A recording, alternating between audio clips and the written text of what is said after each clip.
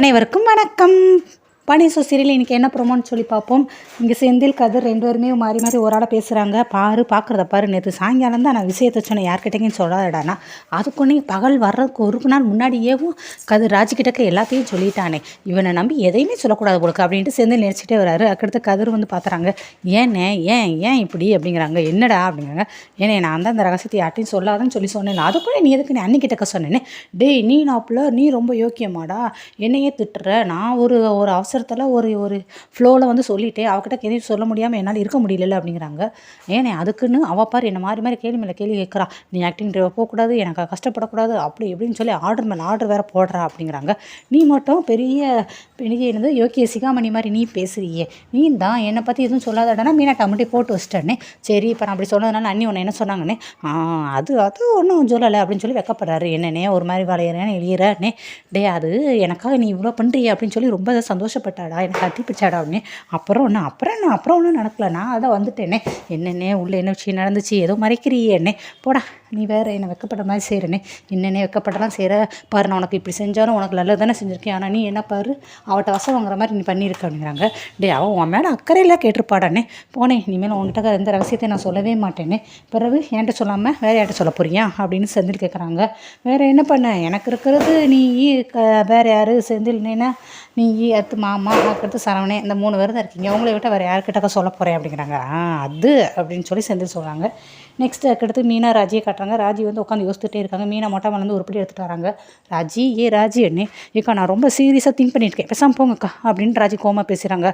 இனிமேல் உங்கள்கிட்ட வந்து பேசுகிறேன் நான் பாரு அப்படின்ட்டு மீனா போய் ரூமில் போய் ட்ரெஸ் எல்லாம் அடிக்கிறாங்க. ராஜி வந்துட்டு திருப்பி ஐயோ அக்கா இப்படி திட்டுமே அப்படின்ட்டு உள்ள ரூம்குள்ளே போய் அக்கா அப்படின்னு கூப்பிட்றாங்க. நான் ரொம்ப சீரியஸாக உட்காந்து உருப்படியை மடிச்சிட்டு இருக்கேன், என்ன டிஸ்டர்ப் பண்ணாத அப்படிங்கிறாங்க. என்னக்கா இப்படி சொல்கிறீங்கன்னு.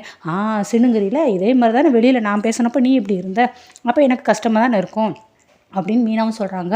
இல்லைக்கா நான் நிஜமாகவே சீரியஸாக திங்க் பண்ணிகிட்டு இருந்தேன், எதை பற்றியுன்னே. அது வந்துக்கா அந்த டியூஷன் மேட்ருக்காங்க்கா, டியூஷனுக்கு இன்னும் வேகன்சி இருக்கா அந்த இடத்துலனே. டியூஷன் மேட்ரு அம்மா தாயே, அதை பற்றி இதுக்கு நீ இப்போ கேட்குறேனே. அக்கா ப்ளீஸ்க்கா சொல்லுங்களேனே. அதெல்லாம் எனக்கு தெரியாதுல்லக்கா, ப்ளீஸ்க்கா சொல்லுங்கக்கா அப்படிங்கிறாங்க. நீ எதுக்கு ஃபஸ்ட்டு கேட்குறேன்னு சொல்லுன்னு. இல்லைக்கா கதிர் எனக்காக ஆக்டிங் டிரைவராக போகிறேன்னு சொல்லி என்கிட்ட சொல்லாமல் தானே அவன் போகிறான். ஸோ ஏதாவது ஒன்று பண்ணணும்க்கா, எனக்கு ரொம்ப கஷ்டமாக இருக்குக்கா. அட்டைப்புழு மாதிரி ஒரு ஆளுக்கிட்ட ஒட்டிக்கிட்டு அங்கே உள்ள ரத்தத்தெல்லாம் உறிஞ்சிட்டு இருக்க முடியல. என்னை கல்யாணம் அதனால தான் நான் இவ்வளோ தூரம் கஷ்டப்படுறான். ஸோ அந்த டியூஷன் இருக்காருன்னா ஆள் இருந்துங்களாட்டினா நான் எப்படியா டியூஷன் எடுப்போன்னு பார்க்குறேன் அப்படிங்கிறாங்க. டியூஷன் எடுக்க போறியா எம்மாடி, மாமாவுக்கு தெரிஞ்சிச்சுன்னா என்னாகும் தெரியுமில்ல அப்படிங்கிறாங்க. தெரியும்க்கா, ரொம்ப பெரிய பிரச்சனை வரும், அதனால தான் மாமாவுக்கு தெரியாமல் வீட்டுக்கு தெரியாமல் எடுப்போன்னு நினைக்கிறேன்னு. அது எப்படி முடியும்னே. அது நான் ப்ளஸில் கிளாஸு டியூஷனு இல்லாட்டினா அடிஷனல் கிளாஸு சம்மர் கிளாஸு அப்படின்னு ஏதாவது ஒரு கிளாஸை சொல்லிக்கிட்டே இருப்பேன், சொல்லி நான் வீட்டில் இருந்து போய் தெரியாமல் போய் எடுத்துகிட்டு வரேன் அப்படிங்கிறாங்க. ஐயோ எப்பா எனக்கு தெரியாதுப்பா சாமின்னு. அக்கா ப்ளீஸ்க்கா எனக்காக கேட்டு பாருங்க கண்ணு. அது இல்லைன்னு வேக்கன்சி இருக்க தான் செய்யுது. நேற்று கூட டியூஷனுக்கு ஆள் அமையலைன்னு சொல்லி அவங்க ஆஃபீஸில் புலம்ப தான் செஞ்சாங்க என்கிட்டக்கா அப்படிங்கிறாங்க. அக்காக்கா எனக்கு இந்த ஒரே ஒரு ஹெல்ப் பண்ணுங்கக்கா, எப்படியாவது அவங்ககிட்ட பேசி டியூஷன் கேட்டு பாருங்களேன் ப்ளீஸ் கண்ணு. ஐயோம்மா நானும் செய்ய மாட்டேன்ப்பா. அக்கா நீங்கள் தான் செஞ்சீங்கன்னு சொல்லி நான் எதுவுமே வீட்டில் யார்ட்டுமே சொல்ல மாட்டேன், நீ தான் டியூஷன் எடுத்தேன்னு சொல்லி தெரிஞ்சிச்சுனாலே பின்னாடி நான் தான் இருக்கேன்னு எல்லாருக்கும் தெரிஞ்சு போயிருமேனே. இல்லை டியூஷன் எடுக்கிறது வீட்டில் யாருக்குமே தெரியாதுன்னு. தப்பு இல்லையா ராஜி அது தெரியாமல் எடுக்கிறதுனே. அக்கா நான் என்ன வேறு எதுவும் செய்கிறேன், வேலைக்கு தான் நான் போகிறேன், தெரியாமல் வேலைக்கு போகலாம் தப்பு இல்லை. இந்த கதிர்கிட்டக்கு எதுவுமே நான் சொல்லலை. இந்த கதிர் நாப்பில் என்கிட்ட எதையும் சொல்லாமல் தான் நான் ஆக்டிங் விவர போகிறதா நினச்சிக்கிட்டு இருக்கான். அப்போ அவனுக்கு தெரியாமல் தான் நான் போகணும், தெரிஞ்சிச்சுன்னா கண்டிப்பாக அவன் போக மாட்டான், அதனால் நான் தெரியாமே போகிறேன் ப்ளீஸ்க்கா அப்படிங்கிறாங்க. நெக்ஸ்ட்டு வெளியே ஹாலை கட்டுறாங்க. கோமதி எங்கடி வச்ச, இவ்வளோ பெரிய பிள்ளையா வந்திருக்க, இன்னும் சின்ன பிள்ளை மாதிரி புக்கை காணும், ரப்பரை காணும், பென்சிலை காணுங்கிற, என்ன தான் நீ எதுக்கு அப்படின்னு அரசியை திட்டிகிட்டு இருக்காங்க. ஆமாம் இங்கே தான் வச்சேன், நான் இங்கே தான் புக்கை எங்கேயும் வச்சேன், டெய்லி ஏதாவது ஒன்று காணாமல் போயிட்டு எனக்கு ஒரு தொல்லையாக இருக்குமா அப்படின்னு சொல்லி அரசி புலம்புறாங்க.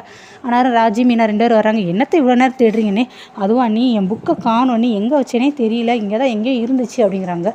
தேடிக்கிட்டே இருக்காங்க. ஆனால் தங்கமேல் வராங்க. அரசி இது உன் புக்காம் பாரு அப்படிங்கிறாங்க. ஆமாம் நீ ஏன் புக்கை எங்கே இருந்துச்சுன்னா, அதுவா திண்ணையில் இருந்துச்சுன்னு. ஐயோ ஆமாம்ல நான் திண்ணையில் உட்காந்து படிச்சுக்கிட்டு இருந்தேன், அதே அங்கேயே வெஸ்டர்ன் டைம் போடுக்குன்னு. ஏன்டி எங்கே உட்காந்து படிச்சினே உனக்கு யாவும் இல்லை, இதில் நீ படித்தது எப்படி தான் மண்டையில் ஏற்ற போறியோ அப்படின்னு கோமதி திட்டுறாங்க. கரெக்டாக பாண்டியன் உள்ளே வந்துட்டு உட்காந்துடுறாரு.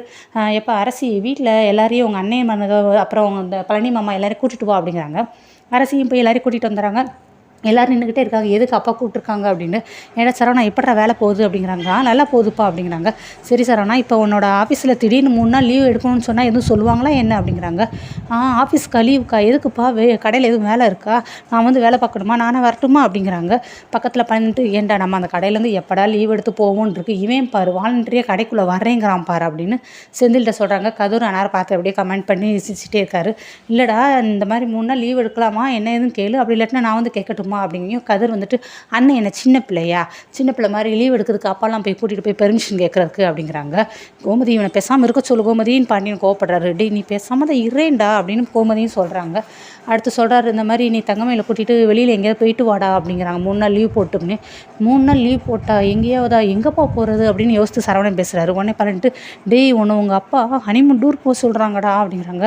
ஹனிமூனா அப்படின்னு சொல்லி சரவணன் இருக்கிறாங்க. மயிலுக்கு இதை கேட்டு பயங்கர ஹாப்பியாக இருக்குது. ரொம்ப ஃபேஸெல்லாம் சந்தோஷமாக இருக்குது. எல்லாருமே ரொம்ப சிரிப்பாக ஹாப்பியாக இருக்காங்க. அப்புறம் சரவணன் தான் உண்மையே இருக்காரு. என்னடா லீவ் போட்டு போடா அப்படிங்கிறாங்க. சரிப்பா லீவ்லாம் போட்டுறனா, ஆனால் என்னடா ஆனா அப்படின்னு பண்ணின்னு கேட்குறாங்க. இல்லைப்பா நான் மட்டும் போயின்னு அப்புறம் வேறு யார் கூட போகிற, தங்கமயில கூட்டிகிட்டு நீ மட்டும் தான் போகணும் அப்படிங்கிறாங்க. இல்லைப்பா எனக்கு முன்னாடி கல்யாணம் ஆனவங்க செந்தில் இருக்காங்க, ராஜி இருக்காங்க, கதிர், மீனா, இவங்க 4 பேர் இருக்காங்களேப்பா, அவங்களாம் போகாமல் நான் மட்டும் போனால் அது எப்படிப்பா அப்படிங்கிறாங்க. ஏன்டா அன்னைக்கு தான் கொடைக்கானல் டூர் கூட்டிகிட்டு போகணும்ல அப்படிங்கிறாங்க. ஏன் இப்போ மீனா கொடைக்கானலில் போய் நல்லா சுற்றி பார்த்தீங்க தானே அப்படிங்கிறாங்க. ஆமாம்மா நாங்கள் நல்லா சுற்றி பார்த்தோமே அப்படின்னு சொல்லி மீனா சொல்கிறாங்க. செந்தில் பார்த்து முறைக்கிறாரு, ஏண்டி அப்படின்னு. நான் என்ன வேறு சொல்கிறது அப்படின்னு சொல்லி மீனாவும் சர்ப்ரைஸாக சொல்லிடுறாங்க. அடுத்து கதிர் இருக்காரு. ஆமாம்மா ரொம்ப நல்லா பார்த்தோம், பெரிய கோயில் டூர் தான் அப்படின்னு சொல்லி அரசியும் கதிரும் சொல்கிறாங்க. டேய் இவனை பேசாமல் இருக்க சொல்லு திருப்பி அப்படிங்கிறாரு அவர். அதுக்கடுத்து பேசாமல் இருடா அப்படிங்க. அதுக்கடுத்து திருப்பி பழனி அமைக்கிறாரு. ஏன் மச்சா அப்படின்னு பார்த்தா செந்தில் மீனை தான் போனாங்க, ஆனால் ராஜி கதிர் எங்கேயுமே போகலையே. அதான் கதிர் போனானே உடனே. கதிர் தனியாக தானே போனான், அதுவும் கல்யாணத்துக்கு முன்னாடி தானே. கல்யாணம் ஆனதுக்கப்புறம் ராஜி கூட எங்கேயுமே போகலையே. அதெல்லாம் பார்ப்போண்டா அப்படின்ட்டு சரவணன் நீ போயிட்டு வாடா அப்படின்னு அவர் எழுந்து போயிடுறாரு. அடுத்து எல்லோரும் சரவணன் எப்படி யோசிச்சுட்டு அவர் போயிடுறாரு வெளியில். அடுத்து எல்லோரும் பின்னாடி சரவணன் பின்னாடி போகிறாங்க. பழனி வந்துட்டு எங்கே போகிறாங்க இவங்க எல்லோரும் அப்படின்ட்டு அவர் பின்னாடி போகிறாரு. மயில் வந்துட்டு நான் போய் சாப்பாடு எடுத்து வைக்கிறேன்ட்டு போயிடுறாங்க. அடுத்து ராஜி மீனாவை பார்த்துட்டு கோமதி கேட்குறாங்க, ஏமா அவங்க 2 பேருக்கு ஹனிமூன் டூர் போகிறது உங்களுக்கு ஒன்றும் தோணலையா அப்படிங்கிறாங்க.